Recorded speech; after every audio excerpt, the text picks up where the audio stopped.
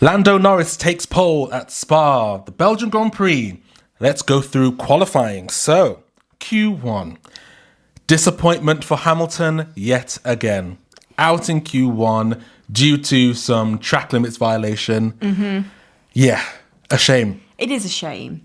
Because I can't defend that. That is literally just driver error. Although he can't see.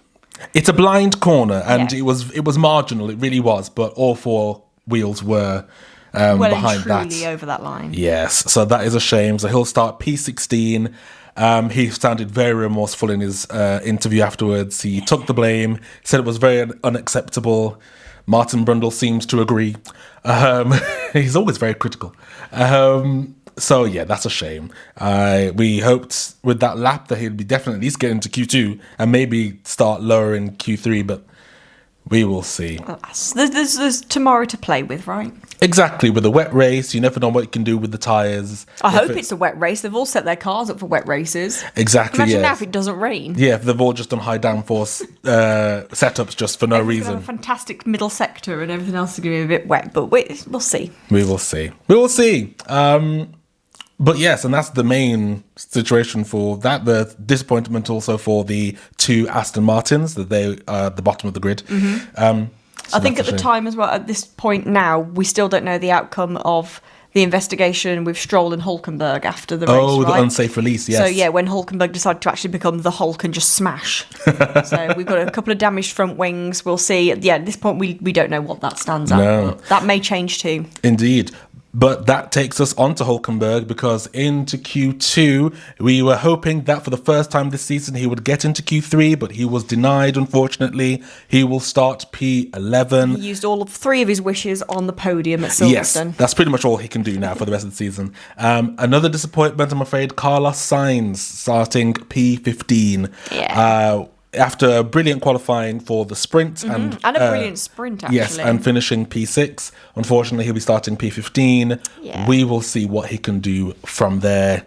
It might not be enough. And the two Hasses narrowly missing out as well. Ollie Behrman not being happy with Yuki Tsunoda. So he lost, I think, maybe 2 or 3 tenths, and that could have gotten him into Q3. So that's a bit of a shame.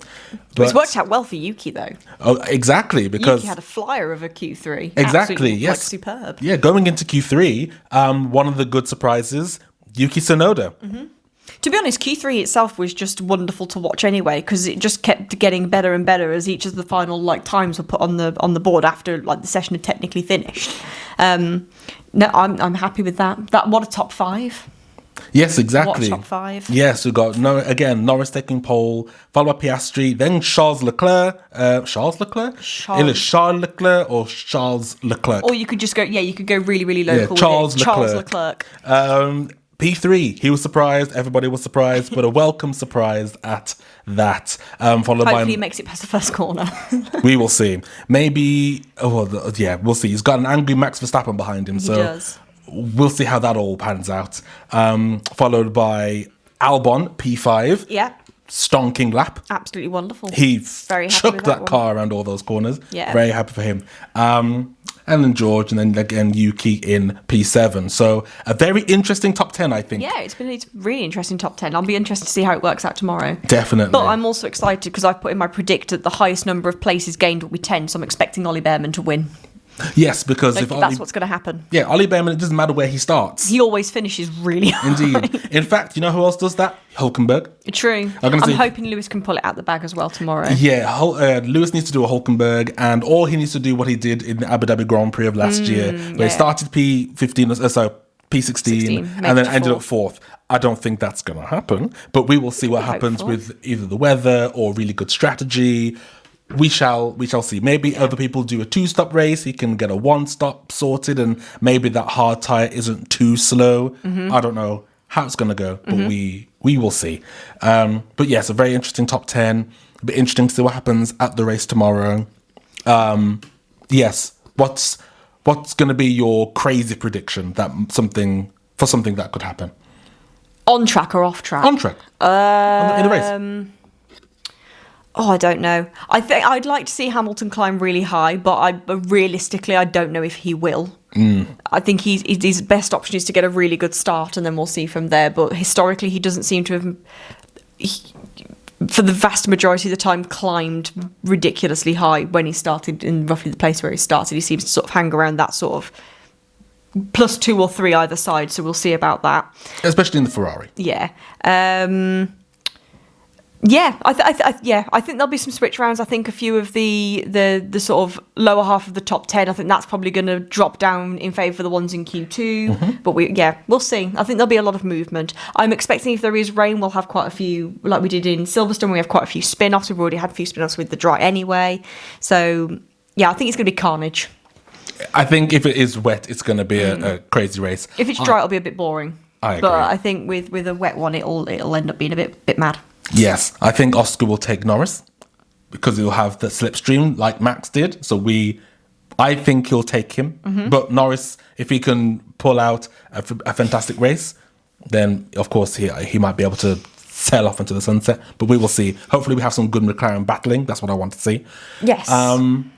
In terms of besides that, maybe Albon can hang on to P5. I'd like Williams to get some more points this weekend. In my mind, he'll maybe drop a place or two. But even then, I think he'll be happy. Yeah, for sure. So, but yeah, it's going to be a very interesting race tomorrow. I think it's going to be a very interesting week that follows the race as well. Because? Well, we've got one race left after this before the summer break. There's a lot of speculation around team changes. Antonelli's not had a good few weeks. Do you think he's going to He's not having a go. I don't know if he's going to go, but I think there'll certainly be some speculation around it, and I like a bit of gossip. I think Toto's very set on keeping Antonelli. I don't see... Red Bull seemed very set on keeping Christian Horner. I mean, they did for 20 years, to be fair. Yeah, and then they sacked him behind closed doors. I mean, there is that. But Anything can happen. But things had gone wrong, I suppose. That's a good point, though. You'd say things are going well for Antonelli at the moment. I think that he needs time. Like Lawson did in the Red Bull. But he did Jack Doohan did in the Alpine. Yes, they both needed time. They just weren't given it. So at the end of the day, they weren't. How much is enough time? It depends. He's a rookie. He's a young person. Give him a year and a bit. See what happens. That's what I say. But if Max is on the table, is Max on the table? We don't know. Depends. Good question. It's a good point. If Max is very much on the table, then if I were a team principal, I'd be getting Max and George. But I don't doubt that Mercedes will nurture him, but I think he's having a difficult end to the first half. Yeah, I think I don't see him as the first person on the chopping block. For me, the first person on the chopping block is Colapinto. I just don't see that going so well. I think his performances have been the most poor, and because the car is not great. The Alpine car is terrible, but Gasly's able to do something with it every now and again. But Colapinto is he's just along for the ride. So maybe they'll put Jack Doohan back in the car. Yeah. But we will see what happens. I don't see him getting any points this race. Maybe he gets a couple places. I don't know. But we will see. But we have all that to look forward to in tomorrow's Grand Prix. We do. So until then, I'll see you next time.